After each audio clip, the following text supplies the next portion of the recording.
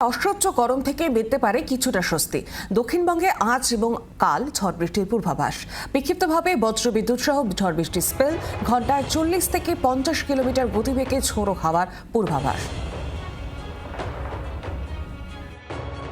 আন্দামান নিকোবর দ্বীপপুঞ্জে প্রবেশ করল বর্ষা। ভারতের মূল ভূখণ্ড কেরলে এই মাসেরই 11 থেকে 12 দিনের মাথায় মৌসুমি বায়ু বা বর্ষা প্রবেশ করতে পারে। সবকিছু ঠিকঠাক চললে হয়তো জুনের দ্বিতীয় সপ্তাহের মধ্যে পশ্চিমবঙ্গে বর্ষা প্রবেশের অনুকূল পরিস্থিতি তৈরি হতে পারে। তার আগে শুধুই কষ্ট।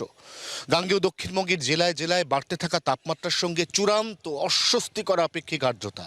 বেলা 12টা থেকে বিকেল 3টে পর্যন্ত একেবারে মুর্শিদাবাদ থেকে শুরু করে গোটা গাঙ্গেয় দক্ষিণবঙ্গে দরদরিয়ে ঝরবে ঘাম, এবং বিকেলের দিকে কোনো কোনো জেলায় বিক্ষিপ্ত 2-1 পশলা বৃষ্টি হলেও তাতে রিলিফ বা রেসপাইট কোনোটাই আসবে না।